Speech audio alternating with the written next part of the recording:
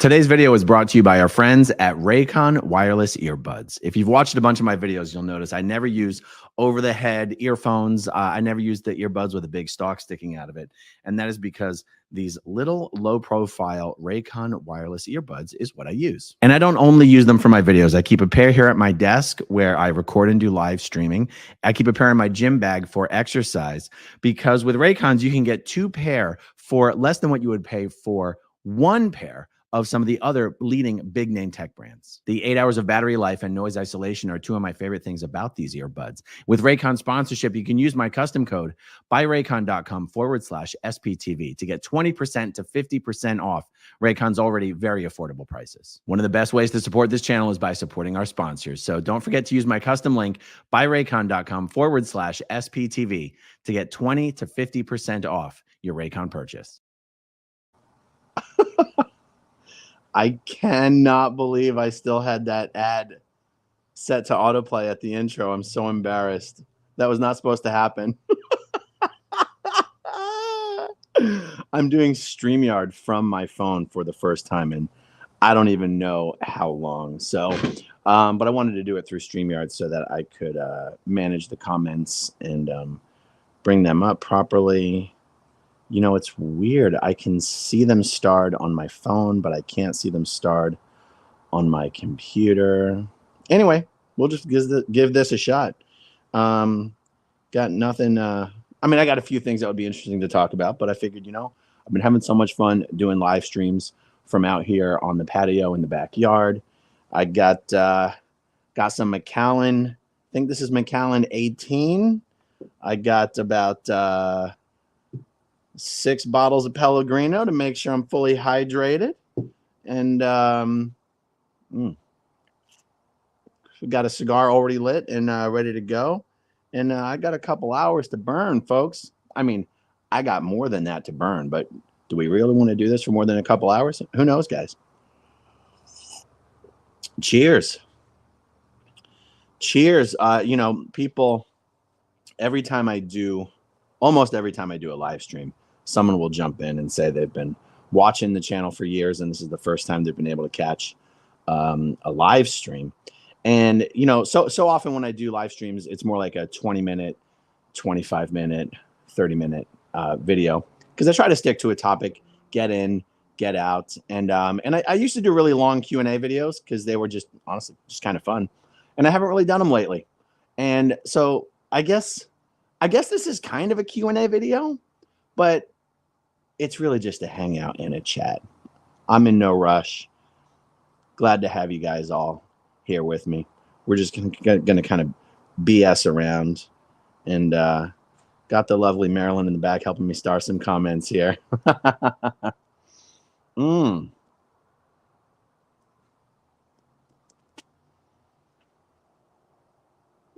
For us Floridian, this is going to be probably the coldest day of the year so far. I mean, as far as I'm concerned, the year starts in summer. It's supposed to get down to like 60 degrees tonight, which for us, I mean, for me, that's perfect. For a lot of Floridians, that's cold. For me, that's still, you know, comfortable beach weather, but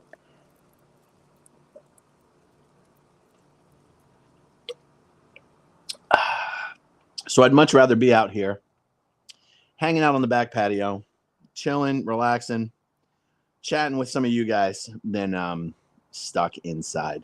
By the way, just because it's getting cold doesn't mean we don't have mosquitoes. I got myself here an electric mosquito swatter. I might have to bust it out in the middle of a live stream, and I will do it. The satisfying thing about these is there is no question as to whether you have got that mosquito. It sparks up like fireworks. You don't want to touch this bad boy, but I got it right here just in case some little critters start buzzing around.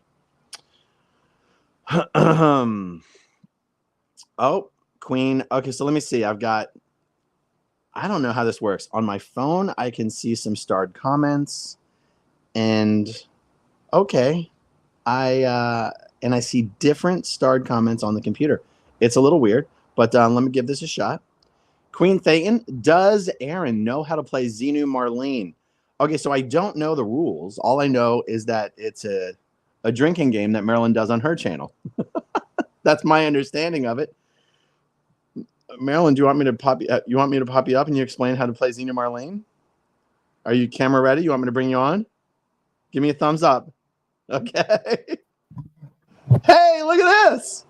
Wow, this is crazy. Okay, hey, everybody, can you hear me?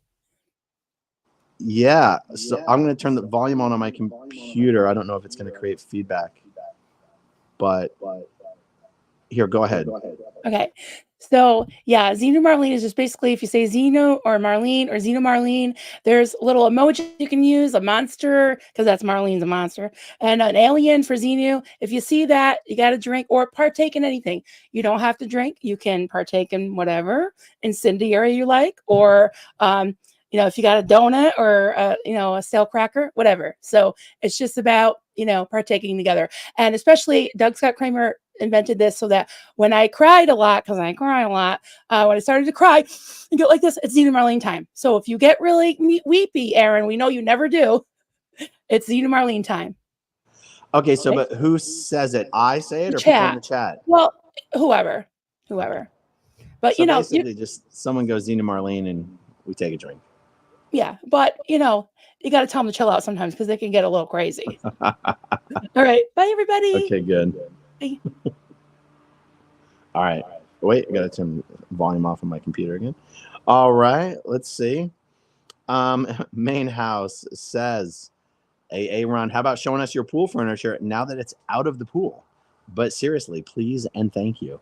I'd have to do that some other time because I've got my phone on the gimbal and the gimbal's at the precise position that I need it to be. I was able to fish all the pool furniture out of the pool successfully, and it is all in perfect condition. I was worried a little bit, especially since that big tree kind of fell in the pool. But luckily, the tree wasn't actually resting on any of the furniture, so it's all good. But yeah, the backyard's still kind of a mess because George came over and we chopped up the tree and everything, but the tree is still there. Like we chopped up all of the non-load bearing parts of the tree, but the tree is still there, and all the parts that we cut off are just lying everywhere. So still kind of a mess, but thank you for the question, Main House. I appreciate it. Chrissy, never in noon. I'm an amazing mosquito smacker with those. I love those rackets. It really is satisfying. I love them as well. Thanks for the comment, Chrissy. Xenu Golf Club member for 7 months. I love the Hangout videos. Who's coming over tonight? Kai and George are not coming over tonight. George and I went out last night to see the Lightning game. They were playing the Vancouver Canucks. I think we won 3-1. Was it 4-1, 3-1? I don't remember, but it was an awesome time. And nope, just me tonight, guys. Just me. But I'll tell you what, I think if the next time I know that we're gonna have 3 people here, I'll do the stream horizontal so that we can all easily fit in. Or maybe we'll do rub-a-dub-dub, 3 men in a hot tub, and we'll figure out how to do a live stream from the hot tub.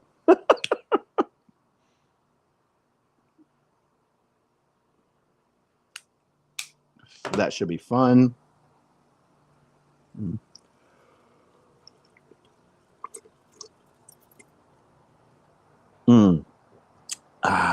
Gotta stay hydrated. Jane says Xena Marlene. Xena Marlene. Galen, how was the hockey game? Hockey is by far the most fun sport to watch live. I'll tell you, other sports like baseball, for example. I don't want to be a Debbie Downer, but watching baseball in person, in my experience, the games that I've gone to, not fun at all. I mean, and even what's another sport that I went to? Even an NFL game.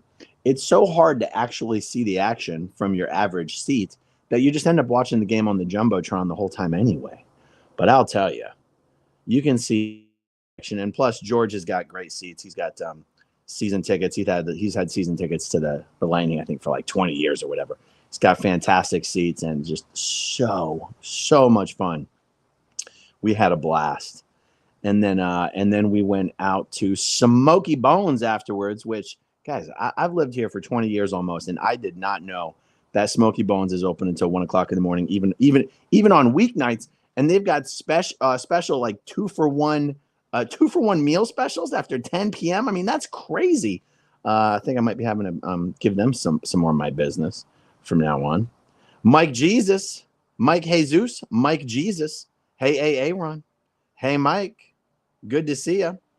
Kelly Mosher, what is the point of a cigar if you don't inhale? Well, really, it's just to keep your hands busy.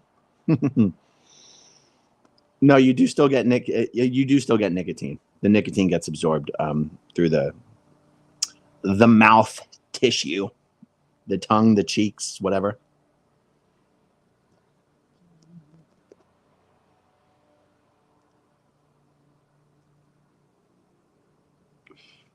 George Massey, my pearls, no hot tub, please, my eyes. It could be fun. We'll see. Chris Styles, that's a huge cigar. I know it looks like it, but it's not. It's not very girthy. I do not consider this to be a big cigar.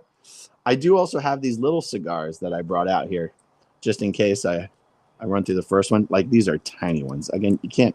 You know what? Let me compare it to my hand. So, like, that's not really that big.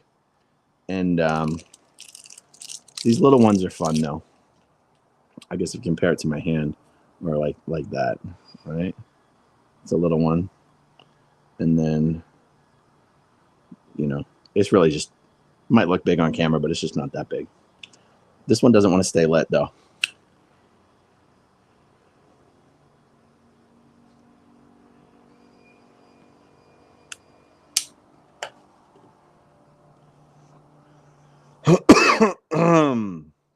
Deanna, hello, my fellow errantologists.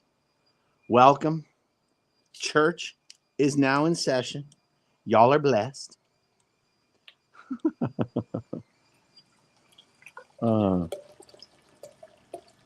Just need a seltzer water refill here, folks. Yes.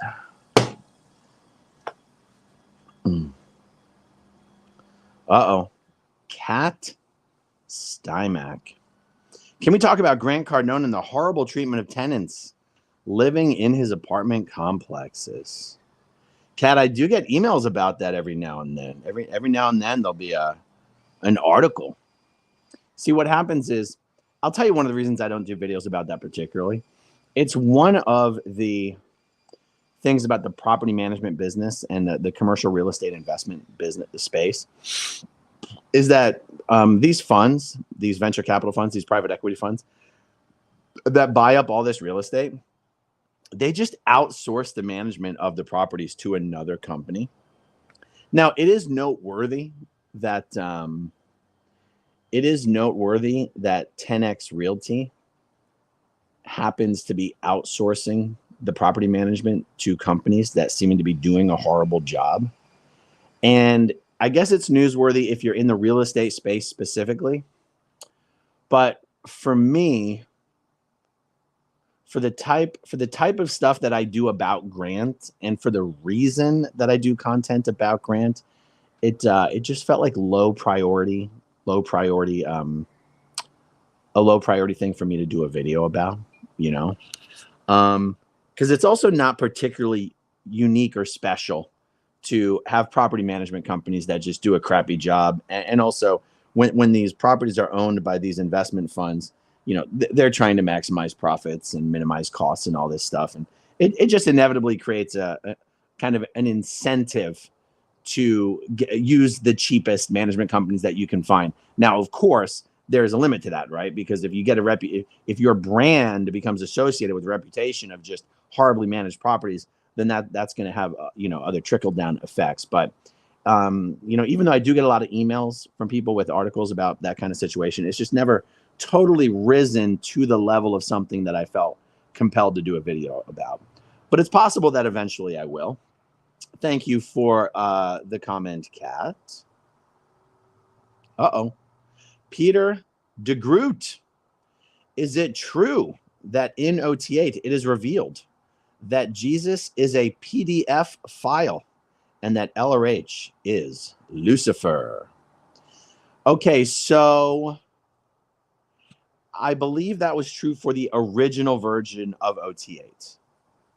My understanding is that the current version of OT8 does not have that. But what I've heard reported by others who did the original OT8 is that he not that he's Lucifer. He basically says that the Bible's basically a work of fiction, and that the second coming of Christ, as prophesied in the Bible, is really going to be the invasion of the fifth invader force, and that the reason that story exists in the Bible the way that it does is so that a good portion of the population will actually be welcoming the next alien invasion because they will think it is the second coming of Christ. And that L. Ron Hubbard said that his existence, L. Ron Hubbard's existence in this lifetime, fulfills the biblical prophecy of the Antichrist, but that's only true because he says the story of the Bible is basically inverted, kind of like tipped up on its head. And it's interesting to think about what L. Ron Hubbard meant, like, to Scientologists who don't believe in God, who don't believe in Jesus, who don't believe in Christ or the Antichrist. What did L. Ron Hubbard mean? What did it mean to Scientologists when L. Ron Hubbard said that to them? And what it really meant, what it really has to do with is the fact of him saying the Bible's basically fake and or a false story, and a false story that has been carefully put together by the alien forces who are keeping us imprisoned on this planet and in these bodies. And it was kind of a weird thing. Like, it's just kind of a weird thing for him to say. I mean, most of Scientology was a weird thing for him to say. But I think it's important to put that into context, because it's like, if someone says they are the Antichrist, but they don't even believe in Christ or the Antichrist, what does it actually mean? And so, anyway, those are some of my thoughts on it. Thank you for that, Peter. I appreciate it. JJJ, what happened with the guy that attacked you in Los Angeles? Okay, so you're talking about Patrick Perry.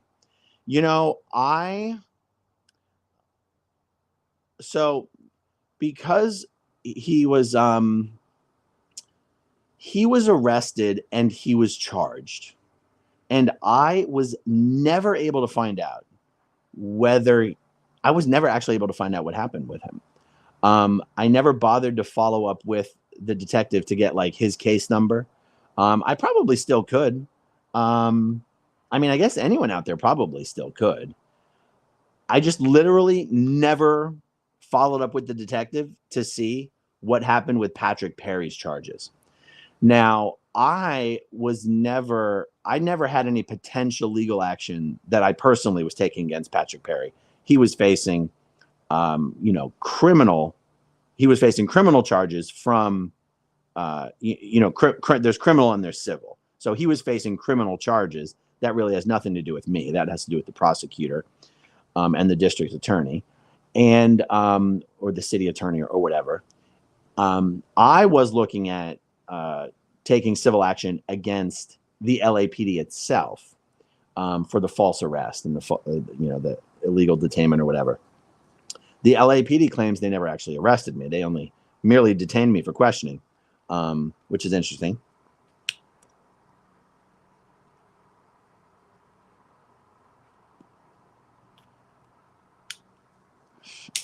I was working with a very, very knowledgeable, experienced, high-powered civil attorney, taking a look at taking legal action against the LAPD. And it was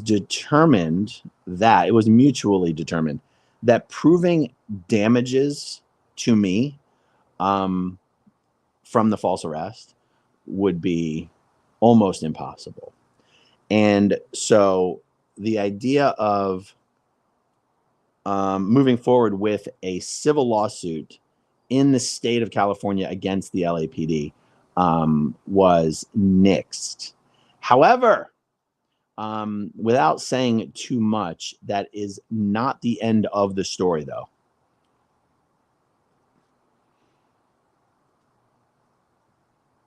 Because the LAPD has, in my opinion, exhibited a prolonged and coordinated and systemic pattern of behavior of infringing on working with Scientology to infringe the rights of protesters. And that includes false arrests and intimidation and harassment. And it is very possible, if not very likely, that a larger action will be being brought involving the LAPD. If that happens, I'll be participating in that. And I have pretty good reason to believe that it will eventually happen. But these things, there's no rush on these things, really. So if that happens, I'll be participating in that. And if it doesn't happen, then it won't. Okay. Let's see. Laura Font. I miss the days when I could sit and chill with a beverage. Thanks for bringing it to me virtually. I will live vicariously. Xenu Marlene, I will drink to that.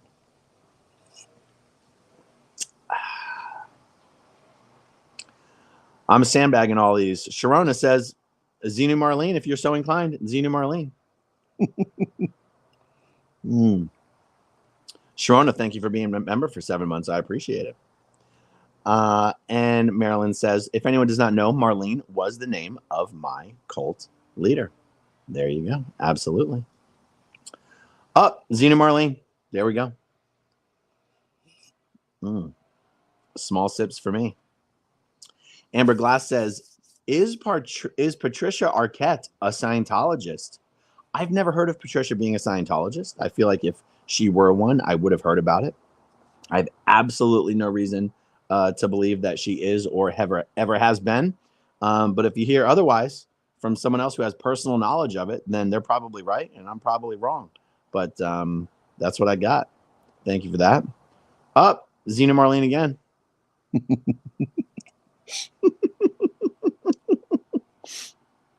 Oh my goodness. Bill Tenner, what are the concerns for potable water after a hurricane? Bill, that's a good question. We simply didn't have that problem here, and I've never had that problem. So, oh, no. So the part of Clearwater where I live, because we're not in a flood zone and we're not in an evacuation zone and we didn't lose power and we've never lost water, I've never had to deal with this. However, I do know that in the lower lying areas, particularly the beach areas, I think Clearwater Beach, Bel Air Beach, even St. Pete Beach, they did have some sort of a potable, some restrictions, like don't drink the water, boil water. That lasted for a few days. And so, yeah, I think it just is literally like, if you're going to drink water out of the tap, boil it first.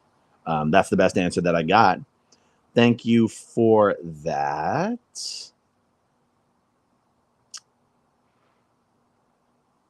Acupunk says, I wonder if there are folks that have been watching this channel longer than me. Before Acupunk, my handle was Naja Elspeth Prophet. Well, Acupunk, put in the live chat, and Marilyn will keep an eye out for it, how long you have been watching the channel for. I mean, it's been a long time, because I've been seeing you in the chat forever, but put it in there, and let's we'll get a little informal poll going in the live chat of who's been watching the longest. I mean, I know some people have been watching since the first videos I ever uploaded, which was some video interviews that I did with Mike Rinder. So yeah, let's see what we've got. Carol Barnhart, you look like you've lost weight, Aaron. Thank you, Carol. You would be mistaken, however. I think the t-shirt is maybe a little slimming. Perhaps the portrait mode makes me look a little different than I do when I'm in the studio doing horizontal, wearing the button down. Those button down shirts are a little baggy on me, so it might make me look a little heavier. I'm not sure. But yeah, I'm always trying to lose weight, never succeeding.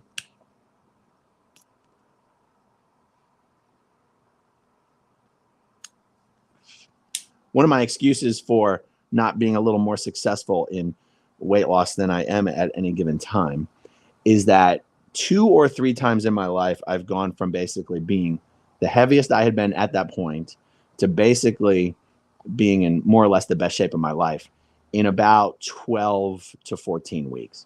So my justification is that no matter how I feel at the moment, I'm only 12 weeks away from being in the best shape of my life if I can be as disciplined as I want to be on my sleep and diet and exercise. So that's how I justify constantly breaking my own rules for what I want to be eating and whether I even want to be drinking. In fact, it's one of the reasons I don't even keep beer in the house anymore. Is because like if I'm bored and there's beer in the fridge, I'm going to drink it. But only Yingling. The only beer that I have a taste for is Yingling. Most other beer to me doesn't even taste good.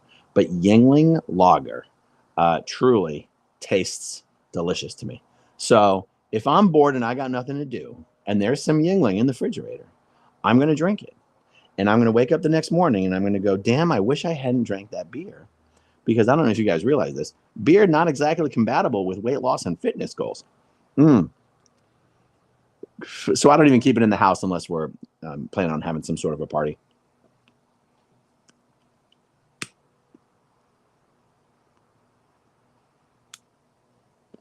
And I used to have people over in parties all the time, and I just don't as much anymore. So that's good. Guys, do I look really dark on my phone? I look pretty good as far as like not being too dark out here. And then on my computer, actually, no, it looks pretty good now. It looked better. Something changed. Something adjusted.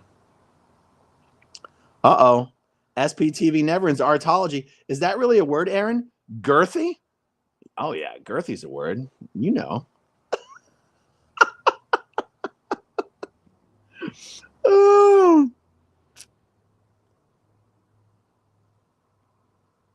Actually, there is a measurement of cigars for the girthiness. I think is it the ring? I think is it ring? Yeah. I think, yeah. Well, like when you're getting cigar measurements, they measure the girthiness. You know, it's a thing. Thank you, Kelly.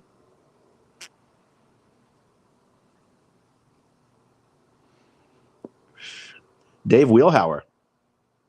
Aaron, my buddy works for a property management company. They cut ties with Grant Cardone 3 years ago due to his suspect business practices. Now, Dave, that sounds like something I would do a video about. Dave, if you're able to share any information about that with me at all, anything you're willing to share with me, if there's already links to any coverage of that, I mean, I can look it up myself, but shoot me an email, growingupinScientology@gmail.com. And yeah, that's really interesting. Thank you for that. Nice. Alan Keys says, can you talk a bit about Ellie Perkins? I've only really seen your interview on it and the Deadly Devotion episode. As someone who lives in the area, the story hits home, and I'd love to know more. Well, I'll tell you what, Alan, if you've seen the interview that I did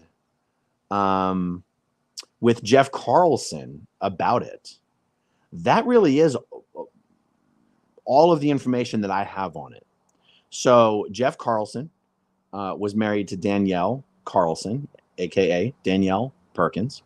I have known Jeff and Danielle since I was 14 or 15. Both Jeff and Danielle were doing their Scientology training here in Clearwater, Florida at Flag when I was doing my training. They were from the Buffalo org. They were staff members at the Buffalo org doing their training here, and then they were going to go back to Buffalo. I was a staff member from the Philadelphia org. I was here doing my training to go back to Philadelphia. And Jeff Carlson's out of Scientology now, and that's why he, did a video with me on my channel about what happened with Jeremy and Ellie. So for those of you who don't know, Danielle Perkins is a Scientologist whose mother Ellie was the head of the org in Buffalo, and Ellie's son Jeremy had a psychotic break and very tragically took his mother's life. And this was just a huge, huge scandal in Scientology. It was very successfully covered up. Very few people knew anything about what had actually happened. I'm not one of the people who was privy to what was going on at the time. But the fact, anyway, so the video that I did on my channel, Jeff Carlson, I'm sure if you just Google Aaron Smith-Levin, Jeff Carlson, or Aaron Smith-Levin, Ellie Perkins, you'll probably find the video. That really is all I can say about it, because I don't have any additional information than whatever we discussed in that video. So, but thank you for the question, Alan. I really appreciate it. Matthew the King says, a Scientology-owned apartment building in Hollywood has black mold. I know a guy that lives there. Huh.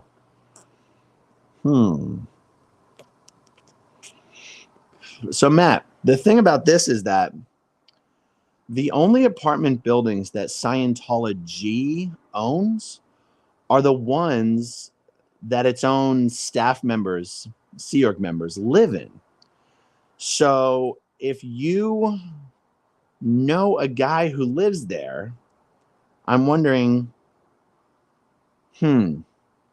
Matt, shoot me an email, growingupinscientology@gmail.com. Any info you're willing to share with me on this. Because if there's something to report on here, I'm happy to do it. I'm happy to do a video about it. But yeah. So I wonder, I mean, the other possibility here is that it's one of these apartment complexes that's owned by a wealthy Scientologist. And when that happens, there usually tends to be a lot of Scientologists who own or rent in those properties. So I wonder if that's what you're talking about. But I'm happy to dig into it more. If you can send me a little more information, I appreciate it. Queen Thetan says, how could those Sea Org members not know they were parked on your street? It does not make sense. You would think your whole block would be a no-fly zone. Yeah, I got to tell you, Queen Thetan, it doesn't surprise me at all that those particular Sea Org members would not know where I live. Compartmentalization of information is, a real thing in Scientology. It's a real thing in the Sea organization. And there's just no reason for RTC staff, especially depending on what their job is. Like, are there certain RTC staff that are, more focused on external threats? Yes. Would those RTC staff know where I live? Yes.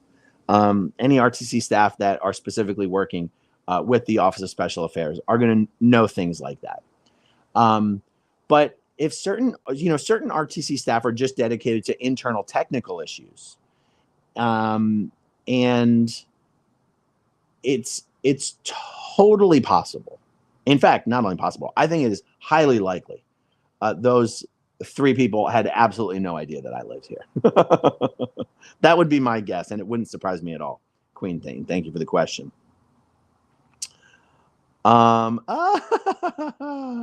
Alicia Medley, I've been thinking of a question waiting for this chat.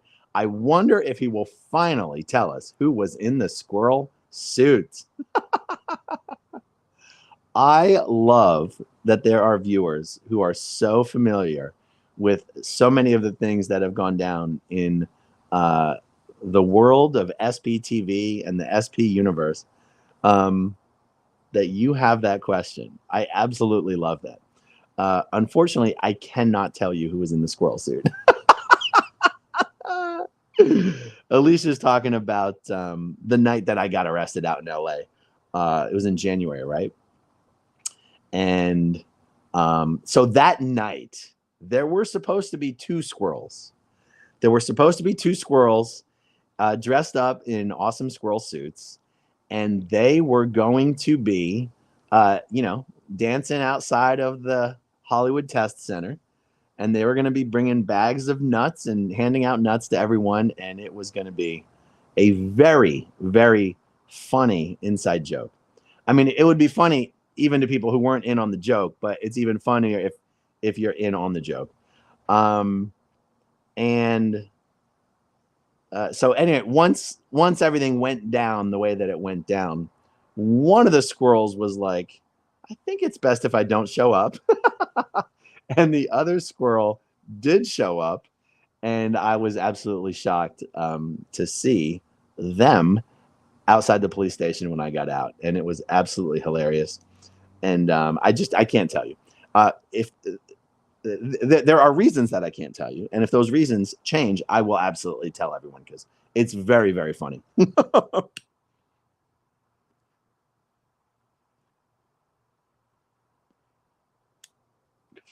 Okay, fine, I'll tell you. It was Tom Cruise. Tom Cruise is secretly under the radar. No, I just outed him. I'm sorry. I just outed him. Tom, I'm sorry. I'm sorry, Tom.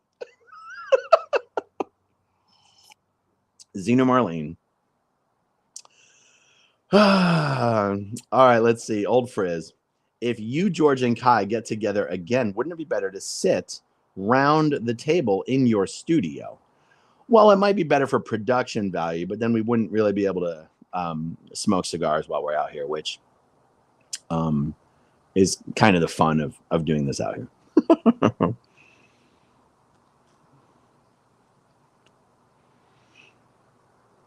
It's also a little hard to get. The fans aren't really working out here.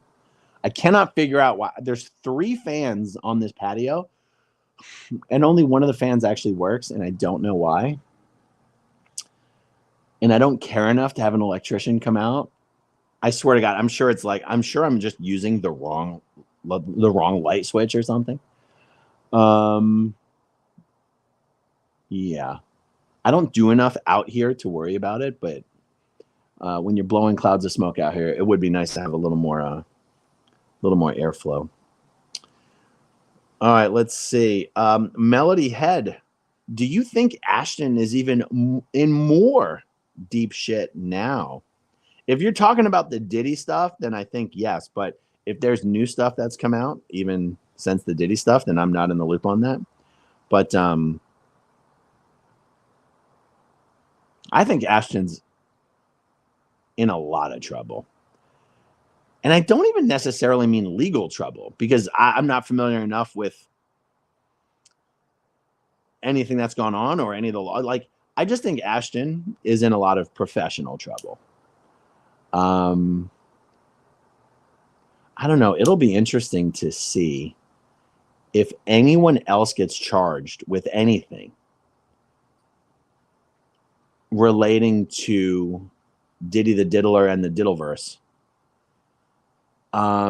It seems like there'd be an awful lot of people to charge with stuff, doesn't it?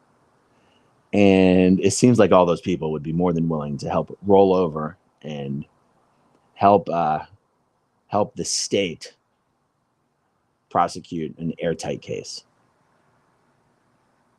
So I guess generally I do think Ashton is even in more deep shit now, but I guess we'll see.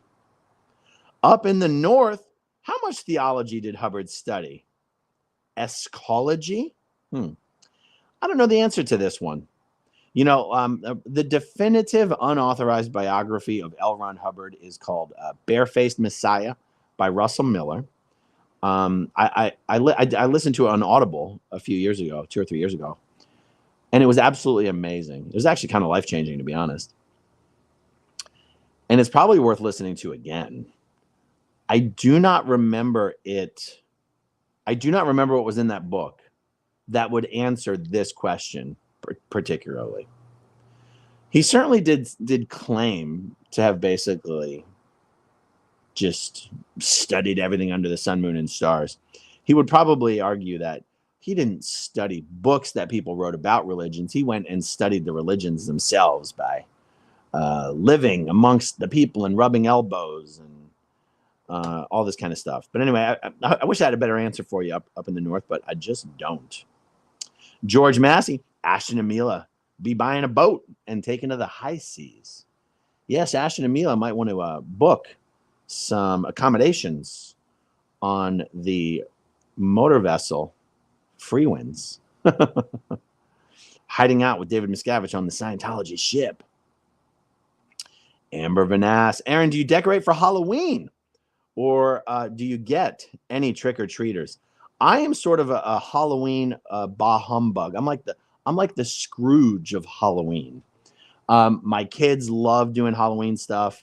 I never dress up I have not dressed up for Halloween since I've been an adult. But you know what? I wouldn't be opposed to it. Like if me and Jenna were going to some Halloween party and we wanted to go as some sort of themed costume thing, I would do it. I would do it. It's just, yeah. So do I decorate for? No. Oh, so actually, over the last many years, having kids and whatnot, usually what we do is we take our kids to go trick or treating with their friends at the best neighborhoods. So we're not even home. That's what usually ends up happening is we're not even home on Halloween because we're either in like Safety Harbor or Palm Harbor or Azona or something like that because that's where the good candy. That's for those in the know, that's where you go to get the good stuff. So, and we'll usually leave like a bowl out.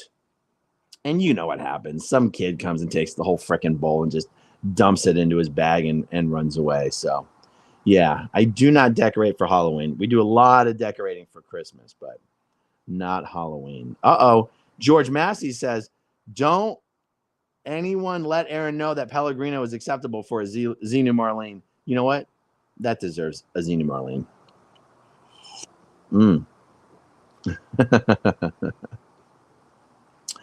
Sandy R., you're so refreshingly free of ridiculous and contrived BS, and I truly love you for that.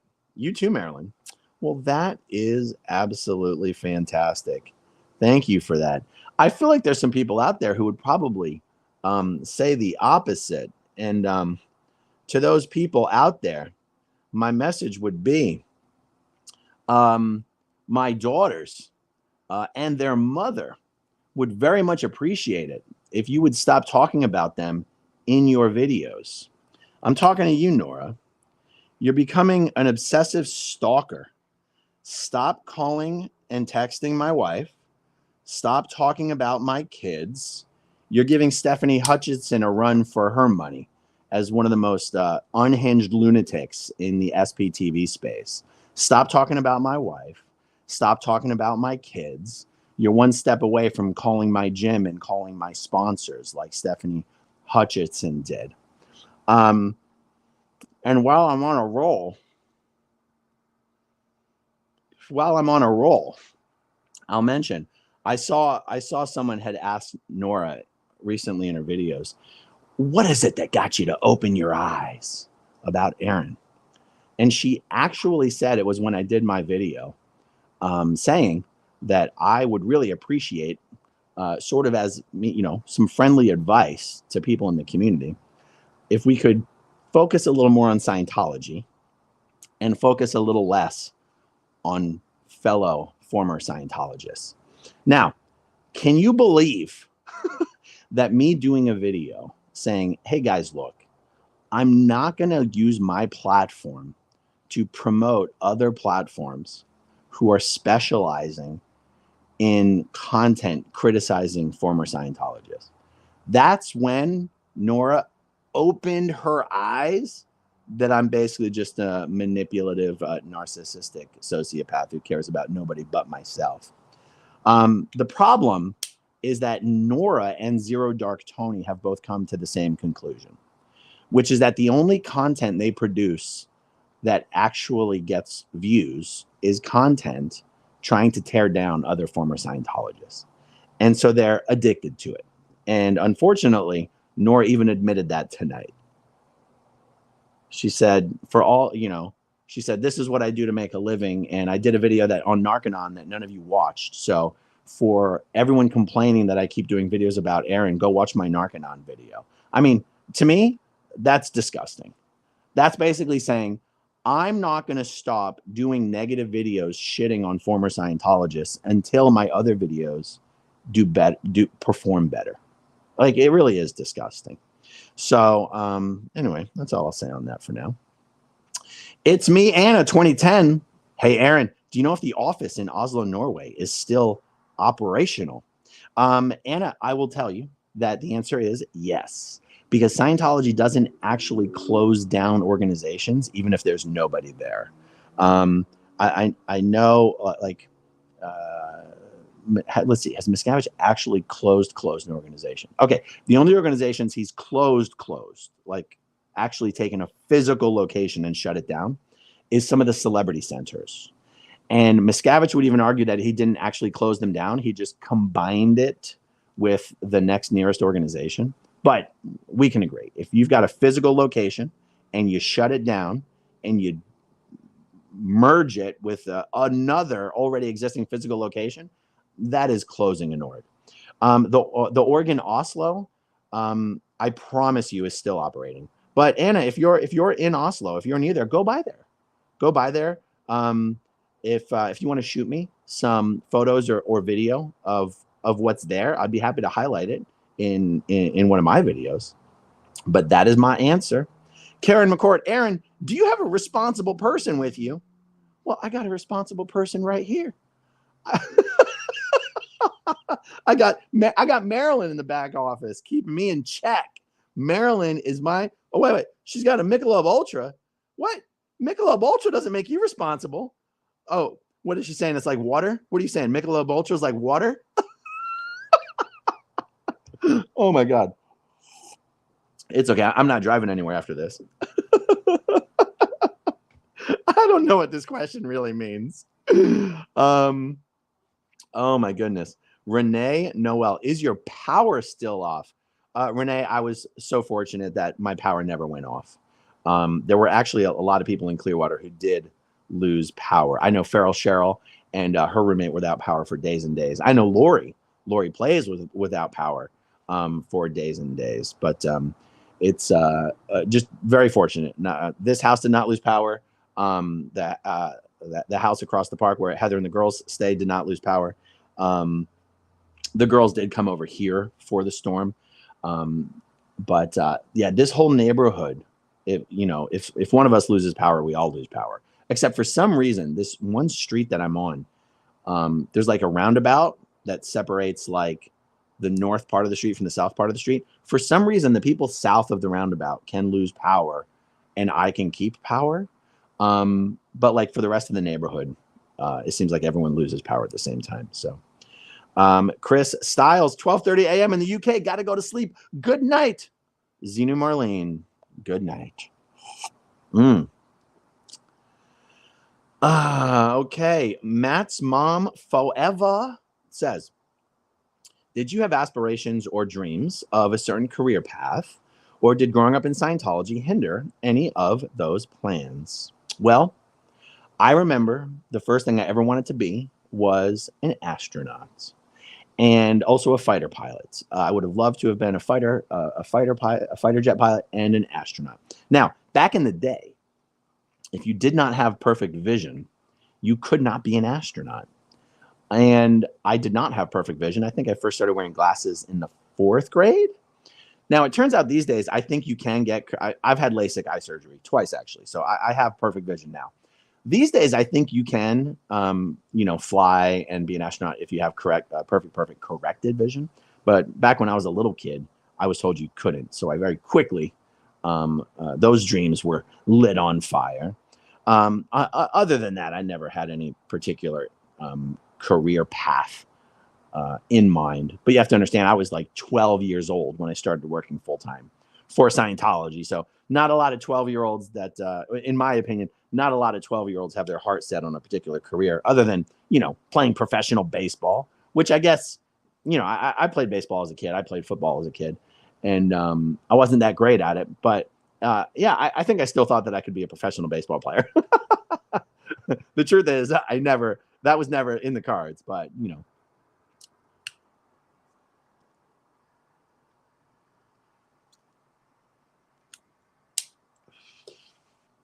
Thank you for the question. I appreciate it. Matt's mom forever.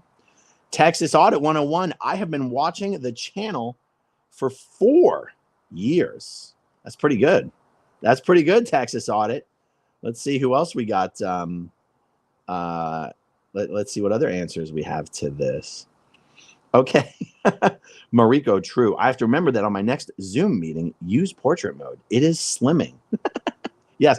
And V-neck t-shirts are also slimming, which is one of the reasons I like them. Eric Rader's in the house. Good to see you, Eric. Thanks for joining, buddy.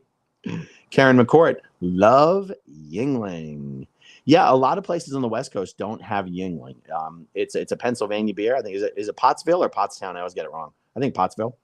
And most places here in the Southeast have Yingling now. A lot of places out west have never even heard of it, and it is just absolutely delicious. Deanna, party at AA Ron's. It is a party at AA Ron's. Zena Marlene. Karen McCourt says, on my screen, you keep getting darker and lighter. Don't know if it's you leaning forward and backward. Yeah, it's gonna be the camera. I'm about to upgrade my phone. My phone just finally got paid off. I'm still working with an iPhone 13 Pro Max. I think the 16 just come out. I only get a new phone every 2 years. And the other, so I guess what I'm talking about is I'm sure the new phone is so much better on just the camera quality and the audio quality. Do you guys, one of the things that's always been bugging me about my phone is the audio quality without using a microphone. So like when I watch Streets LA's videos, for example, he does not use an external microphone. He just uses his phone, and his audio quality is spectacular. And I've never understood why the audio quality on my phone without a microphone is absolute garbage. And it would be easier for me to go do certain types of videos, either down at Flag or at the Tampa Org or the Bel Air Mission, if I did not have to worry about, bringing this DJI microphone. And also, if I didn't have to plug in an external mic, then I could just plug in a power supply to my phone, and I could do stuff on my phone for a lot longer. So I'm hoping that when I get the iPhone 16, the audio will be much, much better. Okay, if I lean back, the light is pretty good. So I'll try to stay leaning back. All right, let's see. Does it matter to you? Not to me. Thank you. I look better in green. Well, there you go. Thank you. Thank you for the super chat. Doesn't matter to you. Not to me. Okay, Wise Mama. Do you think Stu Showerman's nursing home venture is to house old Sea Org members? Do you know any more about it? I got to tell you, Wise Mama, I had forgotten all about that. But you mentioning that, I think you're right. Stu Showerman, for you guys who don't know, he founded a company called KnowBe4, very successful cybersecurity company. I think they specialize in training the staff of large companies on proper cybersecurity measures to prevent phishing and to prevent phishing and hacking, to try to, because in any company, the weakest link is the staff. And no matter how good your cybersecurity measures are, a careless employee can allow in a hacker through phishing scams and stuff like that. So Stu Showerman's company, I think they had gone public, and then they were taken private by a private equity firm. But I'm pretty sure Stu probably made hundreds of millions of dollars from his company and from the acquisition of his company. And one of the ventures that he sunk those profits into is creating essentially a nursing home here in Clearwater, or just south of Clearwater. And that's very unusual. That's a very unusual business for a Scientologist to be in.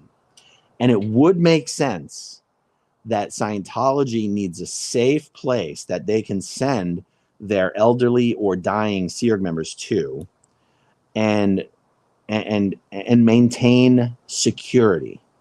So I think you're onto something there. Acupunk says, I knew Jeff Carlson and the Perkins family. Wow. Kat Steinbeck, RPM was the management company. Kat, please send me an email about this because I will forget. If you just put the subject line, Cardone, 10X Realty, whatever he calls it. What is it called? It's not 10X Realty. What is it called? Yeah, just shoot. I will forget it if it's just in a comment. Karen says, Aaron, your face is very dark. Okay, I'll try to sit back closer to the lights that are over here. Max's mom, any more information on your stalking PI who drove into you? Okay, so I don't have any more information. And, Heather actually called the guy and spoke to him, which is very weird that he answered the phone and spoke to her. I don't have any solid data points linking this guy to Scientology, but I haven't actually tried to find any either yet. It's one thing, for those who don't know, a couple weekends ago, I was driving down to Miami with Jenna and the girls, and to meet up with all the lovely SPs who had gone on the SP cruise out of Miami. And on the way to Miami, about 45 minutes outside of Miami, we got rear-ended on I-95 by a guy who turned out to be a former cop, a current private investigator. He owns his own private investigations firm, and he happened to be driving a rental car, and he happened to lie to the cops about what happened, and then he hired a lawyer, and he tried to file a claim against my insurance. Now, the lawyer who tried to file this insurance claim against me didn't even use the right vehicle. So, like, we were driving the Tesla, but I also have a Toyota Tundra. And they filed an insurance claim saying that the car that was involved in the accident was the Toyota Tundra. So once I explained to my insurance company that not only did they have the wrong vehicle, but that I had video footage of the accident, and this was insane, they, of course, immediately closed and denied the claim that he was trying to file. But it's a little weird that I happen to be being followed in traffic by a guy who's not only owns a private investigations firm, but is driving a rental car, which is what the PIs who work for Scientology are always driving. They are always driving rental cars so that the vehicles cannot be traced back to them. That's crazy. I don't know that I'm going to bother putting a lot of work into trying to tie this guy to Scientology, because honestly, is it even really possible to tie him to Scientology? I don't really know how it would be possible.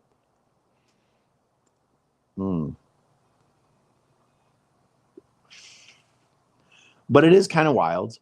And it'll be interesting to see what the insurance investigators come up with. And again, here's the other thing that's crazy. There was a guy, I told this story previously, and I said he was a DEA agent. He was actually an FDA agent, not a DEA agent. I looked at his business card again. I had that wrong. There just so happened to be an FDA special agent driving by who claimed to have witnessed the accident, and he got out of his car and he helped direct traffic, and he waited for the police to show up. And he told me in no uncertain terms that he had witnessed the entirety of the accident, and that the PI who rear-ended me had come to a complete stop, and that he was rear-ended by someone else and was pushed into me. Guys, what am I supposed to make of the fact that not only do you have a former cop, current PI, driving a rental car, lying to the police about what happened, but then you have an FDA agent telling the exact same lie? It's just weird. I don't know what to make of it. It's totally possible that none of this has anything to do with Scientology. Obviously, that's possible. But this is just a lot of coincidences, just a lot of weirdness, you know? But yeah, I don't have any other information other than that, Max's mom. Thank you so much. Zena Marlene.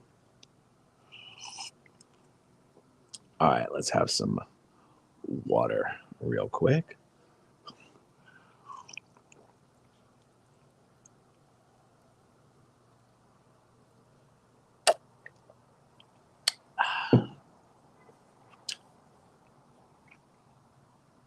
All right, let's see.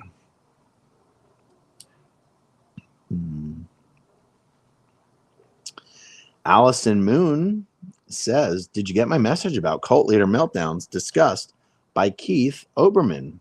No, that doesn't ring a bell at all.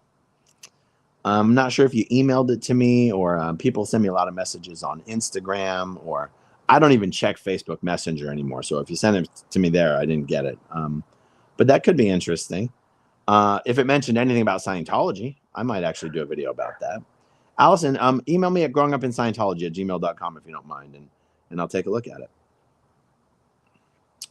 Uh-oh, Amber Glass. Mila Kunis is on Jimmy Kimmel tonight. Wow. Brave. I wonder what she's promoting.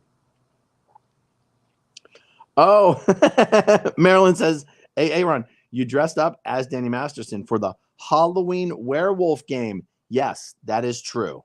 I did do that. And I'll do that again if we want to do it again this year. Although you know what? Depending on what happens with Reese, because it looked like Reese was going to get arrested there for a second. Maybe I'll dress up as Prison Reese.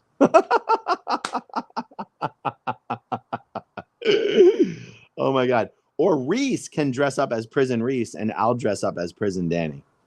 That could be really funny. Kimberly in Japan. Aaron, hi, Aaron in chat. Love to see you in a costume. Yeah, it would be fun. We'll have to figure out some fun Halloween stream to do this year. The inappropriate heifer says, my message would be to kiss my fat ass.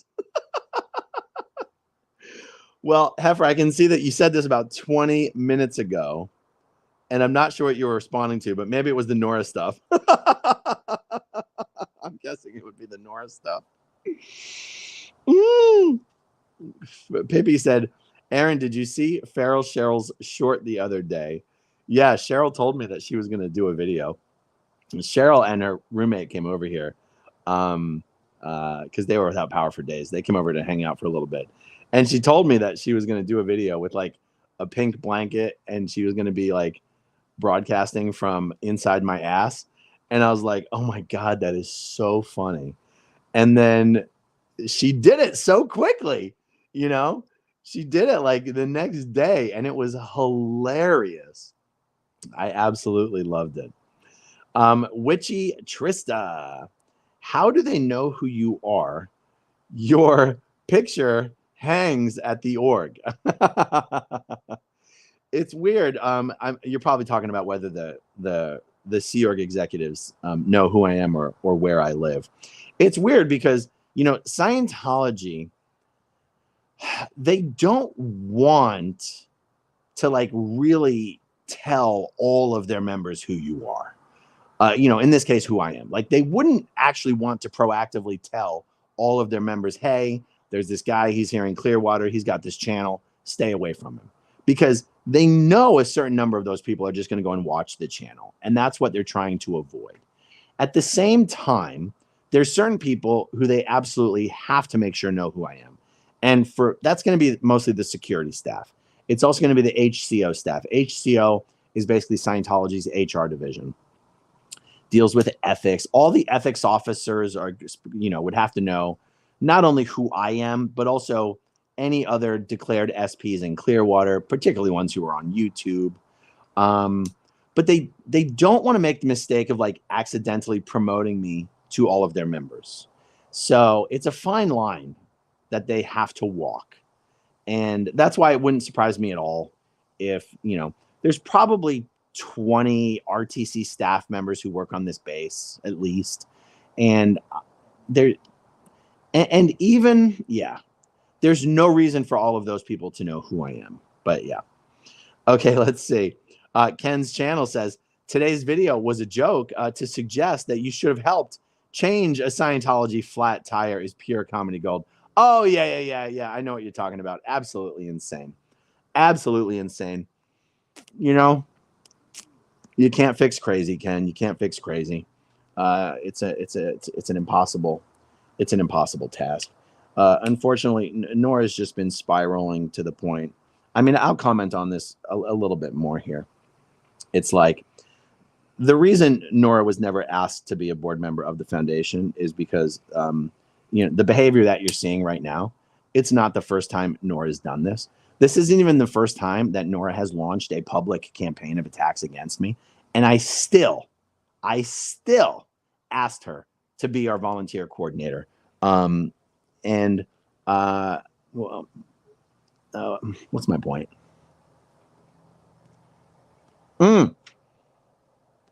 That's right. Here's my point.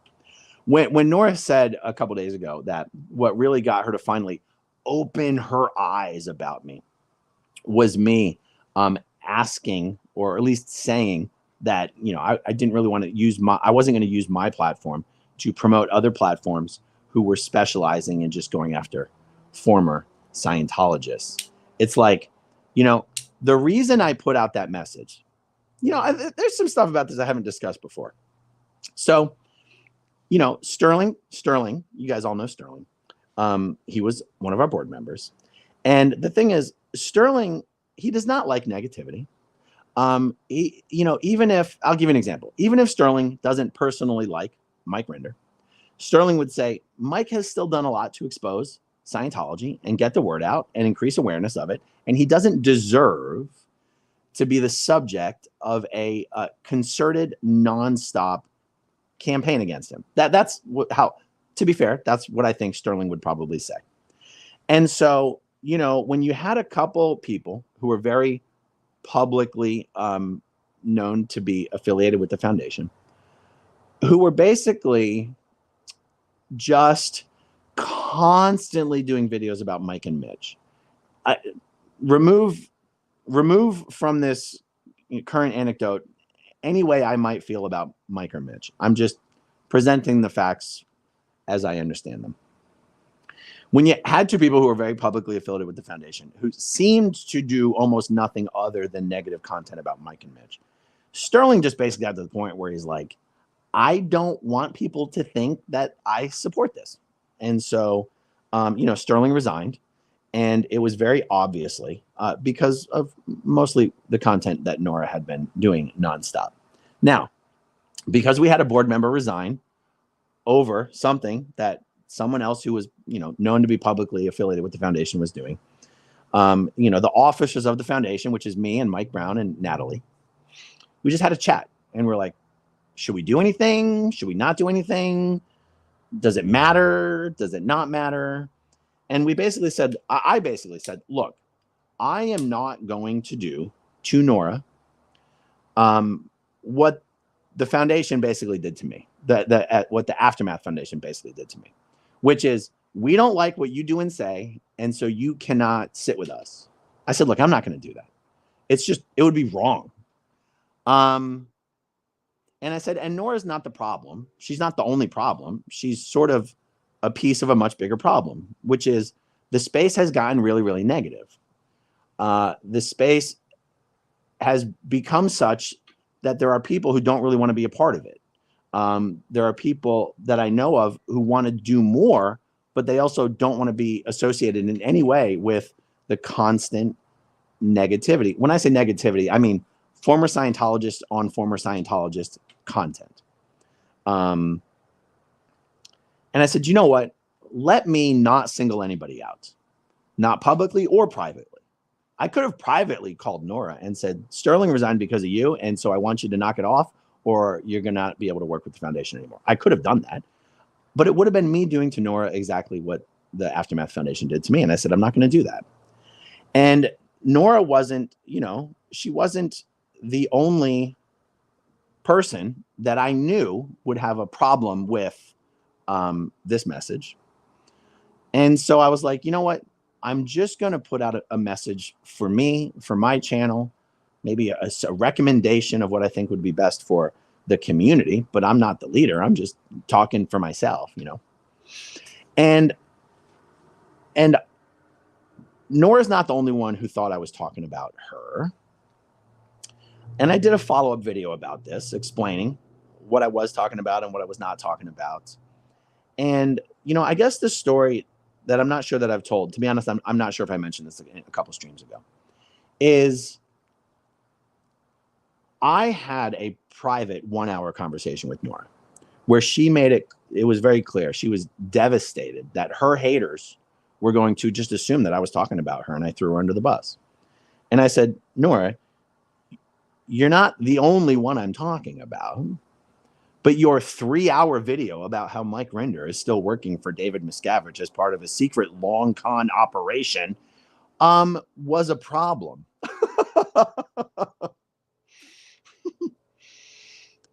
And I did say to her, I said, Nora, you put, but when you say things like that, put the foundation out of the conversation. You do put your friends in an awkward position of, are they now supposed to come out and make it clear that they don't agree with you, which is going to make you feel thrown under the bus anyway? Or should your friends allow the audience to think that that's what everyone else thinks as well? That's what we, as your friends and your colleagues and your YouTube buddies, like, are we supposed to protect your feelings? And I'm saying we, but I'm speaking for myself, but you know, it logically applies to other people. Should we protect your feelings and not mention anything about, you know, this video that you just did, and allow our audiences to think that we might believe something we don't believe just to protect your feelings? Or should we let our audiences know that, no, we don't think that what you said is true, and you're going to be upset and hurt anyway? I said, just, can you please, do you see how by doing content like that, you put your friends in a position of having to potentially distance themselves from what you're saying, and it's going to hurt your feelings? By the way, this is what I said in the conversation that Nora claims to have absolutely no knowledge of because she was medicated, right? Her wife was there the whole time we were having the conversation, but apparently her wife didn't have a problem with Nora staying on the phone with me for an hour. Like, it's just ridiculous. And I said, look, Nora, you're obviously not the only one I was talking about. But you're probably the one people think I was talking about the most. And I said, look, I have a suggestion for how I can help you, how I can pull you out from under the bus that you feel like I've just thrown you under. I said, first of all, I have an idea for a video that you could do tomorrow that would be actually hilarious and would open the door to then us doing content together to silence your haters. I said, Nora, you could go live tomorrow and you could go, well, I saw Aaron's video where he said he wasn't going to support people who were specializing in attacking each other. And I'm sure all you haters out there think he was talking about me. And you could go, well, the joke's on you, motherfuckers. I agree with everything he said. I'm sick and tired of talking about you assholes every day. Because here's the thing, guys. It wasn't about Nora doing videos about Mike Rinder. It was about Nora constantly doing videos about negativity, negativity, negativity, negativity. First it's Mike Rinder, then it's Mitch Brisker, then it's Reddit, then it's Discord. I was privately for weeks trying to get Nora. Oh, then it was Zero Dark Tony and Discord and Reddit. I said, Nora, this is obviously hurting your mental health. It's also not even smart for you to take some hateful negativity that's happening in a place where almost nobody is seeing it, and every single day you are rebroadcasting it to our audiences. Like, it's not good for you personally. It's also not good for the audience. It's not good for the community. It's not good for the movement. And there's so much better stuff you could be doing that isn't just literally broadcasting negativity and hate to as many people as possible all day long. You know, I've seen Nora be like, I went to bat for Aaron and I defended him and he never thanked me. Not only did I never thank her, I asked her to stop. Nora would defend me by literally rebroadcasting all the most hateful things the most hateful people are saying about me, and then defending me against it. If I'm not defending myself against it in my own videos, I sure as hell do not need you to do it in your videos. And I never asked you to. And I asked you to stop many times. Okay. So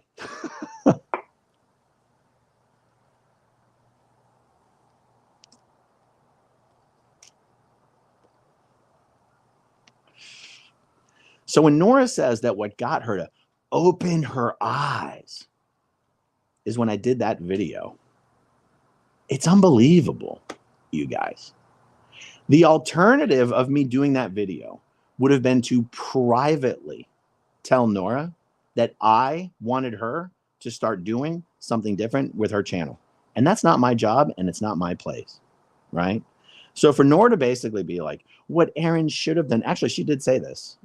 Aaron should have called a meeting of all the SPTV channels and told us the new rules. What? What a pompous ass that would make me if I were to do something like that. I don't tell anyone what the rules are. There's no rules. This is YouTube. Do whatever you want with your channel. And that's why I did the video that I did. And I said what I'm willing to support within my space. And I even said, if someone who's a friend of mine wants to take their channel in a different direction, they're still my friend. I still support you. I still love you, but I'm not going to promote that on my channel. That's all I said. So I sort of forgot why I got onto this tangent. Oh yeah. Oh, because now Nora's just criticizing literally everything that I do, including going out there and confronting the SEERG members that were outside my house this week. It's just silliness, you guys. It's just silliness. Oh, and I guess Nora hasn't probably told her audience that I spent an hour on the phone with her telling her that I would do literally everything in my power to protect her from her trolls and to help her grow her channel and, you know, do funny, entertaining, informative content with her. If she could get away from the nonstop negativity. That's what a friend would do. And here's the other thing I want to say on this. The last text messages that I have from Nora, no, with Nora, from me to her, is she and I were going back and forth on who was right and who was wrong and who misunderstood this and who meant what did we each mean when we said this. And I said, Nora, let's take a time out for a second. I said, I feel like there's something being missed here. I do not care which one of us was right or which one of us was wrong. I said, I need you to understand something from me as a person who you claim to consider to be a friend. And I've always considered you to be a friend. I said, I need you to really understand something so that so that we both know what conversation we're having right now.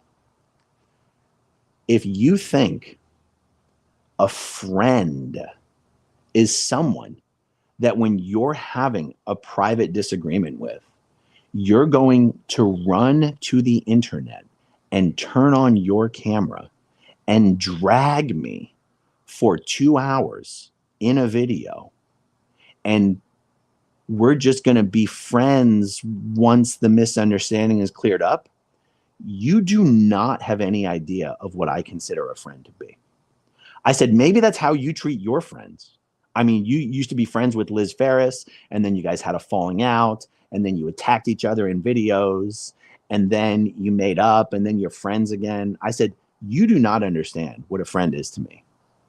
I would never in a million years consider going to our audience, our collective audience, and shitting on you in a video by name, specifically calling you out, saying how mean you were, how you're this, how you're that, because we had some private beef, and then come back to you and go, it's not hate because it's how I feel. I said, Nora, if your definition of a friend is someone that when you're upset with them, you can go to the internet and try to turn your audience against them, I have news for you. You are not my friend. I do not have friends that do that. I said, I want to make, that's why I want to make sure you understand the conversation we're having. Okay. We can disagree of who was right, who should have been, who was right, who was wrong. You know, we can go back and forth on that, but it would miss the point.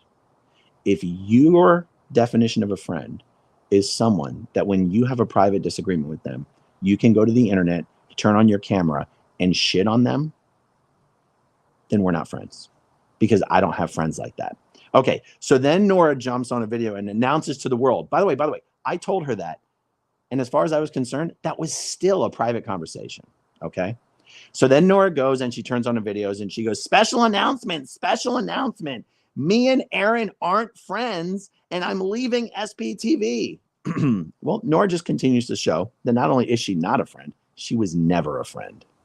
She was never a friend. Like I said, this isn't even the first time Nora has gone on a public hate campaign of attacking me. She's done it 2 or 3 times over the last 7 or 8 years. And I still asked her to be the volunteer coordinator of the foundation, honestly, because I thought she would just really appreciate the opportunity to feel like, you know, she was helping, you know. But you know what? When you have someone like that who goes from being a so-called friend to being pretty much worse than your worst enemy, I mean, how do you process that? There's a lot of people in my life who I used to be friendly with and I'm not friendly with, and you guys would never know it because that's private. Like, what business is that of anybody's, you know? Anyhow, that's all I'll say on that. Yeah. Oh, I guess one last thing I'll say, not about Nora, but in general. I do feel like my video where I said I wasn't going to support platforming negativity has been misrepresented as somehow trying to protect Mike Rinder. Do you know who would laugh the hardest at the characterization that I'm trying to protect Mike Rinder? Mike fucking Rinder would laugh at you and then spit on you at the insinuation that I'm out here protecting Mike Rinder. Guys, 2 videos about Mike Rinder all day long. The fact is, I got a little sick and tired of everybody blaming me for being the ringleader for all the videos people were doing about Mike Rinder. I've never asked anybody to do a video about Mike Rinder. It's not my business. I don't care.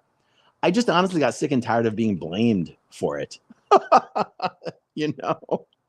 And that's why I said in my video, if someone wants to go a particular direction with their channel, that's their business. You're still my friend. I still love you. I still support you, but it's not what I'm going to be doing on this channel, and I'm not going to be platforming that stuff. I never even told other people not to do it. I just honestly had to put something out there, almost like it was really a mission statement for myself. It was more of a recommendation for everyone else, because the truth is the audience does not want to see former Scientologist on former Scientologist hate content. I know Nora goes, I'm losing subscribers every single day. Yeah, you are. And you know who's not? Me. I'm gaining subscribers every single day. Nora losing subscribers every single day isn't because she's losing my fans. It's because people don't tune in to the channels of former Scientologists to hear us bitch about other former Scientologists. Nora's channel doesn't grow because there's nothing she's doing on her channel that would appeal to a brand new person who doesn't know who she is and doesn't know what she's doing and doesn't know anything about Scientology. So she's just going to keep doing hateful, disgusting, vitriolic, zero dark Tony, Stephanie Hutchinson type content to a smaller and smaller and smaller and smaller audience. And she's eventually going to have some sort of a breakdown, and she's going to end up on a 72-hour hold, like, you know, like she was a few months ago. Like, there's nothing good that comes from it. Absolutely nothing good comes from it. And you know, if I give any suggestions on my channel for what I think will help channels succeed, that's what it is. It's a suggestion. Nobody's got to take my advice. You have every right to have a failing, shrinking YouTube channel that does content nobody wants to watch. This is America. You've got that right. I'm going to go the other direction, though. I hope you will forgive me. Ginger, I am so sick of all these people. They're desperately trying to make a success on YouTube, and it's about that and not about any other cause. Well, it's funny, Ginger, because the truth is, if their goal was to be successful on YouTube, they would actually stop doing what they're doing. That's where it doesn't make any sense. You know what I mean? And also, it's funny. I've seen some people be like, "Oh, Aaron's channel. He just wants to get numbers. He doesn't want to care about taking down Scientology."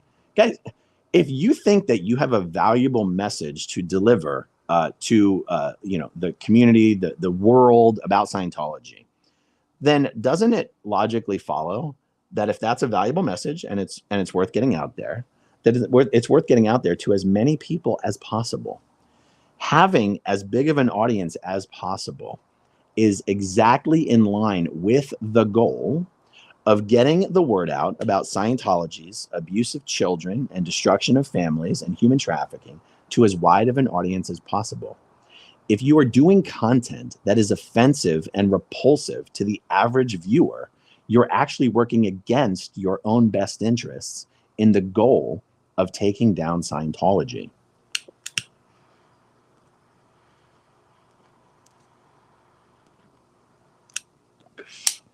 I might even say further that anyone who says that what we're doing here on YouTube is quote unquote taking down Scientology has a bit of a what's the word? Like I'm going to use the wrong words. A bit of an ego complex. Guys, Scientology's taking itself down, okay? We're just speeding up the process as fast as we can. I mean, I've seen people go, "What we're doing here is deadly serious." No, it's not. This is not deadly serious. This is not deadly serious. Like, check yourself. And if you thought it was deadly serious, then you would be trying to go about it in a way that would reach as many people as possible, instead of doing it in a way that is repulsive to most people. And on the subject of something being deadly serious, I want to talk about Jon Stewart and The Daily Show and his impact on political discourse. I would argue that Jon Stewart, particularly, before he stepped down at The Daily Show, I know he's kind of back, but particularly before, Jon Stewart became so influential in his space and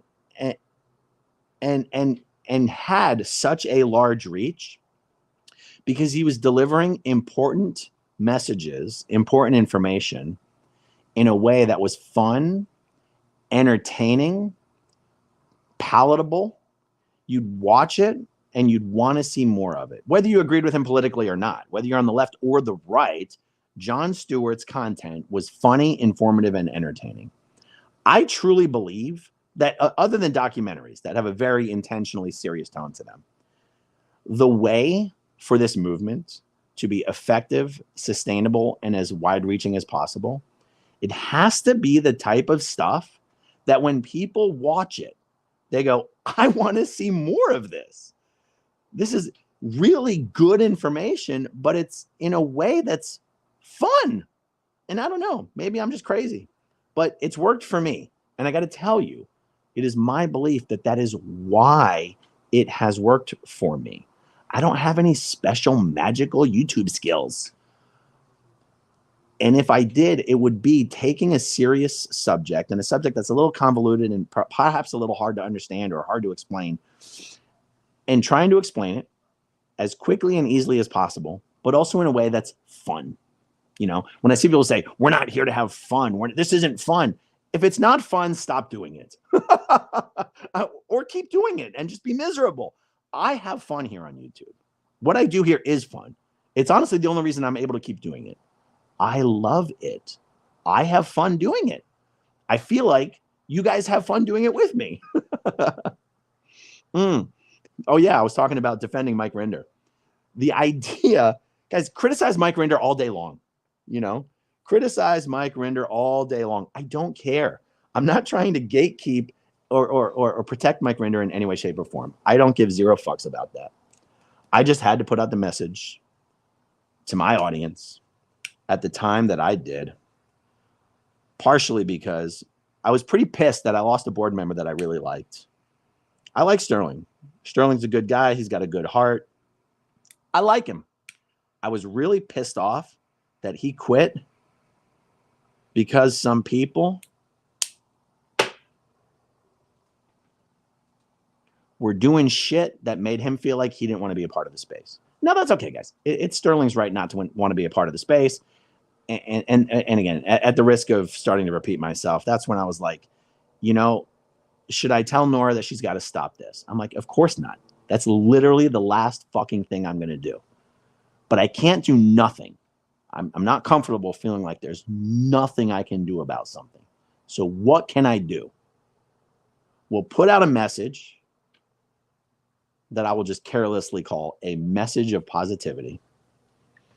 And if people are so fucking furious at what you're saying that they want to separate themselves from you, then let them do that. Let them do that. Mm-hmm. And that's what happened.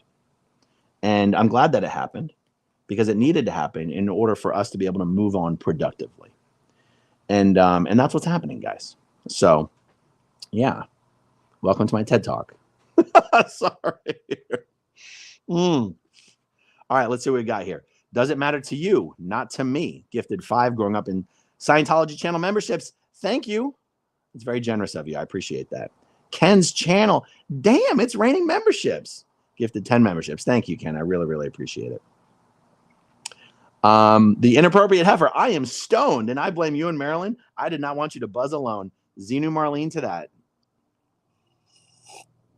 Xenu Marlene. You guys don't want to see me on here stoned. That would be a mess. From the Bayou. Are you going to get the larger iPhone 16 Pro Max? Yes, because I have phone envy, and I have to have the biggest size. Cat K. I'm just using my milestone to make the haters grab their pearls. Hey, Ron. Hey, Cat K. Good to see you, and thank you for being a channel member for 7 months. You know, that might be the maximum. 7 months might be as long as I've had channel memberships turned on. That's awesome. Marilyn says Xenu Marlene. Oh, wow, that was actually 40 minutes ago. I must be behind in the chat. Xenu Marlene. Okay, let's see. Jessica LaBarber. Growing up in Scientology, I got to tell you, I got a call from my congressional representative's office today, letting me know they received my letter regarding Scientology and will bring it up with my representative. That's great news, Jessica. That makes me happy. Thank you for that. Dino Nuggets Legacy. Please start a company called 11X. I have a hat that says 11X that one of the viewers sent to me. Okay, let's see. Oh, your cigar keeps going out. Is that normal? You know, it's not normal for a good cigar. The problem is I left this cigar out ever since my last stream. So it's just been sitting here, and I'm not. Cigars are supposed to be kept at about 70% humidity, and I don't know what the humidity is here, but you know, sometimes you just get a bad cigar where it burns unevenly or it constantly goes out. If it keeps going out, that usually means it has too much moisture in it, and that just happens sometimes. Matt's mom forever. If you were locked in a room with little David Miscavige, what would you do or say to him? That's a good question. I would actually genuinely, like, I mean, I guess the implication would also be that he'd be actually willing to respond to me. I would genuinely want to ask him about the upper OT levels. I would genuinely want to ask him what went through his mind, what went through his head when he found out there was no upper OT levels. And does he genuinely expect L. Ron Hubbard to return? And does he genuinely believe in Scientology? Does L. Ron Hubbard not having come back, did that make him question all of Scientology? That's actually what I would want to know from David Miscavige. Mrs. Massey, hello, Aaron, mods, and everyone. Is that Mrs. George Massey? Marilyn, is it? Do you know? Oh, it's not? Total coincidence? Okay. Hello, Mrs. Massey. Thank you for being a channel member for 6 months. Karen McCourt. No one puts Aaron in a corner. And it's true. I would also never claim that someone's trying to put me in a corner, which is the other thing that drives me absolutely crazy. When people in this space act like if you don't agree with them, you're trying to silence them. If you won't signal boost them, you're trying to silence them. Guys, we all have our own voices. That's what the fuck YouTube is even about. Stop complaining that other people don't want to put out your message. That's what you're there for. Put out your own damn message. Maybe if someone else doesn't want to signal boost you, there's a reason, and you should stop trying to control what other people do or say and just worry about yourself. Nana Nana Boo Boo, why aren't you showing as live on SPTV.space? That's because I messaged Fluffer Scroll, and I asked her to remove me from the website. I'm very unhappy with the way Scott Hochstetter has been allowed to destroy the protest movement. It's a real damn shame, because I would really like to continue to support the protest movement. And I will here and there support protesters that I truly believe that I can support. But I basically lost confidence that the SPTV.space website actually had the best interests of SPTV at heart. And I just personally asked to be removed from the website. And it's not my website. I don't control it. I didn't create it. It was supposed to be something that was supposed to help SPTV. But that's what the Discord was supposed to be as well. And that turned into a total shit show. So yeah, that's the answer to your question. Oh boy, Kayleen Solange. I've been checking in since the Nick Lister era. My stepsister is in the cult, and it's been very helpful. I share what I learned here with my elderly parents. Thank you. You know what? You just reminded me. The Mike Rinder videos were not the first videos that I did on this channel. It was my interview with Nick Lister. So you've literally been here from the beginning. You've been here for 9 years. You know, we got a Xenu Marlene to that. Xenu Marlene. Susie Oberholtz, but first coffee. Aaron, I sure take a lot of crap because I like you. You do take a lot of crap. You do take a lot of crap. I think you took some crap today, didn't you? Yes, you did. Yes, you did. Anyway, I appreciate you. I appreciate your support. Don't let him get you down. Oh boy. Queen Thayton says, unfortunately, the Reddit trolls are egging her on now. Yeah, it's funny. Every time I check in with Reddit, it just occurs to me. It's like, I mean, okay. Slight segue. I think I said before that I tend to think that the former Scientology space is messier than any other former cult space. And then I said, but why would I even think that I know enough to know that? How do I think that I can even comment on the comparability between the ex-Scientology space and other ex-cult spaces? It occurred to me today that there's a very good reason to believe that the ex-Scientology space is dirtier and muddier and nastier than other former cult spaces. And here's the reason why. The Office of Special Affairs. None of these other cults have entire divisions of the organization designed to taking down their critic movements. And the thing is that OSA will just go into a space where people are having natural, organic disagreements, and they will just pour gasoline on that fire. And, there's people in this community who, feel they have and legitimately have legitimate beefs with other members. And I think that they are oblivious to the way in which their most base desires, or instincts, I should say, are being manipulated and fueled by actual OSA operatives. You know what I'm saying? So like when you have people going into Nora's chat, specifically going, oh my God, I cannot even believe what Aaron said about you. And they just know that Nora can't help herself. She's just going to bring it up and bring it up and bring it up and bring it up. They're fueling Nora. Now that doesn't mean Nora doesn't have any legitimate organic feelings of her own.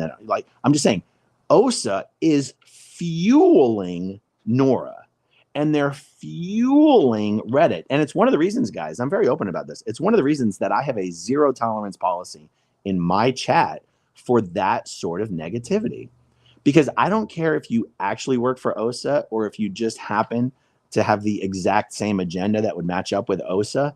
In order for me to protect my space, which is my channel, and for you guys who engage in the live chat, the live chat is the space that exists in my channel for you guys. In order to protect my space from being muddied up by OSA, I have to have a zero tolerance policy on the things OSA would pour gasoline on. And it's not, people go, oh, well, you're censoring. We all need to be censoring. When Nora has, like, she doesn't block anybody in her chat. She'll let the most hateful, vitriolic, shit-stirring, Scott Hochstetter fans in there. And it's like, Nora, you are allowing your space to be destroyed. Even if not by you, you're allowing it to be destroyed by OSA and the people that OSA is fueling and manipulating and signal boosting. You're destroying your own space. And the only one that's really going to hurt is you. It doesn't hurt me. You are not hurting me. You are not hurting my channel. You do not hurt my videos. You are not hurting my life.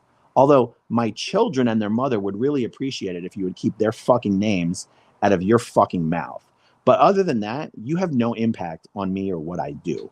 You're destroying yourself, your channel, your space, and you're letting OSA do it. I know you feel so righteous. You feel so fucking righteous. Well, your righteousness is just going to lead to the destruction of your channel because OSA is manipulating and fueling your sense of righteousness and trying to give you reasons to just keep going and going and going. Do yourself a favor. Stop taking the bait. That's my advice. And by the way, I'm not the leader of SPTV anymore. You see, Nora said that I am the de facto leader of SPTV. And if I'm not going to take that leadership role seriously, I should step aside and appoint another leader. Well, I don't know if you guys got the memo, but I have appointed Nora as the leader of SPTV. So I don't know what she thinks that means. I don't know what she thinks that looks like, but Nora, you have the power. I have knighted you. You are, you're the leader, Nora. You're the leader. Okay. Susie Q. I do not like yelling regardless of the content. When you're yelling about anything as a creator, it feels to your audience like you're yelling at them. There's nothing to be gained in doing that. Yeah, I know what you mean. I watch a lot. I watch a ton of content on YouTube. Political, non-political, all sorts of stuff. I can't think of a single channel that I watch who just shows anger. It doesn't work. It's not the key to success. It's not the key to life. Lorraine in the Pacific Northwest, glad to be a part of this community. Glad to have you here, Lorraine. Thank you for being a channel member. CO Bill says the ex-Jehovah's Witness space is a shit show sometimes. Yeah. I would like to talk to more of those other exes of those other groups. Mike Brown is in the chat. Mike Brown spends so little time on YouTube. He's not even aware of most of the drama and the conspiracy theories. Mike Brown, the betting odds are that you're the next board member to leave the foundation. People have no idea. The core team, the core board members that we have left at the foundation are so solid. Are on board with the message that, like, first of all, guys, we are a small little nonprofit organization that is only here to help people leave Scientology. How controversial could this possibly be? I also want to, oh boy, is this too much of a segue? It's actually Mike Brown who helps me put things into perspective sometimes because he is so disconnected from the drama, And, the fact that I have a few segues I'm about to go down and trying not to go down. The fact that anyone in this community seems to think that if you're a board member of this foundation that's only here to help people leave Scientology, somehow we're like supposed to be held to some higher moral standard as like individuals. Like we're here to like, no one's looking to us to be their moral compass, guys. We are only here to try to be as responsible as we can with your generous donations of all of you out there in the SPTV universe who want to help people that are leaving Scientology. And when that happens, when that comes up, when someone's leaving or even someone's already out, but they need some help, and we get an application, it is our job just to be as responsible as possible with your money and other resources that exist to help those people in the best way that we can. We are not here to be spiritual leaders or moral leaders or anything. It doesn't matter if I'm the president or Natalie's the treasurer or Mike's the secretary. We're just people out here in the world. Some of us have YouTube channels. And we're just doing what we can to get the word out about Scientology, trying to have as much fun in the process and trying to help people when and where we can who are leaving Scientology. There has been 3 times I can think of off the top of my head where Mike Brown is the one that had to sort of reorient me to, we're only doing this because we want to, okay? We're not paid to do this. We get nothing out of it as far as the foundation goes. We get nothing out of it. We actually just get attacked by weird haters on the internet for it. We would never expect those attacks to come from someone who's literally received thousands of dollars of aid from the foundation. And it's almost like Mike has to sometimes remind me that we don't really have to put up with this. You know, we don't really deserve the hate, you know. But because Mike is out there living his life and not doing YouTube videos every day like me, some people assume that like Mike and I have had some sort of a falling out, and nothing could be further from the truth. Nothing at all could be further from the truth. Ginger says, that was my point. A lot of other streamers have found that the drama is the only time they get views. Oh, right. And they don't know how to use humor and intellect and creative approaches to expose Scientology. Yep, that's an excellent point, Ginger. Thank you for that. Absolutely. Erica M. Yes, SPTV used to feel like being part of something good and fun. Now it feels like being a flat earther half the time.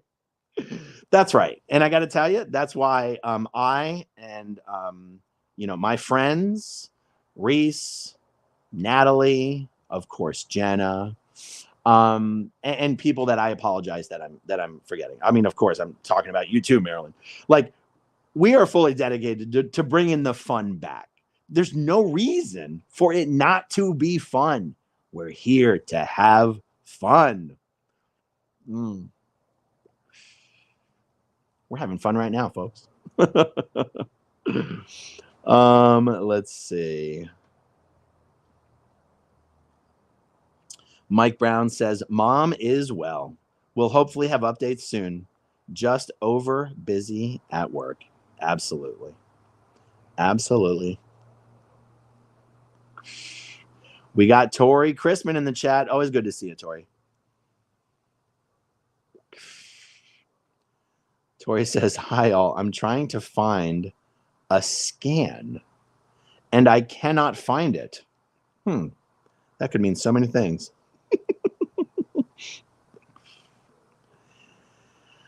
Gabrielle from Escaping the Cultiverse. It is so sad to see her in such an awful mental state. Yep, I agree. Susan Everett says, double tap the screen to like, oh, that's right. The user interface is different when I'm streaming in portrait mode. Yeah. Double tap that screen, folks, if you can't figure out how to like it. Moonage Daydream 33. I absolutely love these cigar chats. Thank you. I'm going to do a lot of them. It's fun. Sassy Savage. I've not heard Aaron call others members and subscribers names. We have been called names from Mike Rinder, and now we are in Aaron's cult of housewives. Yeah, I hear what you're saying. Here's where it gets a little like crazy. I mean, other than the fact that it's all crazy, is it's one thing if you've got a problem with me. When that problem then extends to literally everyone in my life who continues to show me any friendship or support, then I dare say you are the problem. Nora has gone full Stephanie Hutchinson. That's why I called her Zero Dark Nora. I don't care if that hurts your feelings, Nora. You've become an absolute unhinged lunatic, attacking me, my kids, my wife, my friends, my board members. I mean, you went from literally working for the foundation as a volunteer, getting thousands of dollars of assistance, not just you, but your mother as well, to now just every day attacking me, my friends, my family, and my foundation. I dare say you have become the problem. And it is the reason I had to do the video in the first place, asking for less negativity. And your response to that has been to double down and triple down on the negativity. You have shown everyone that you were the main reason I had to do that video. I didn't have to tell everyone. You told everyone. Okay.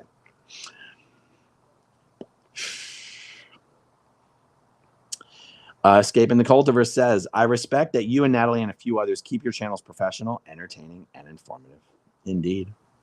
Janet says, Xenu Marlene. I'll drink to that. And let's see. Let's have this be the last one and we'll wrap it up. Andrew B. I am absolutely a housewife. My wife would absolutely agree. Well, how about one more Xenu Marlene? I'll drink to that. All right, guys, this has been an absolute blast. One more successful patio live stream in the books. Let's do another one very, very soon. Thanks for hanging out with me, guys. I'll talk to you soon. Okay, if you want to see my rock and roll songs, click right on this guitar. And if you want to see a different one of my videos,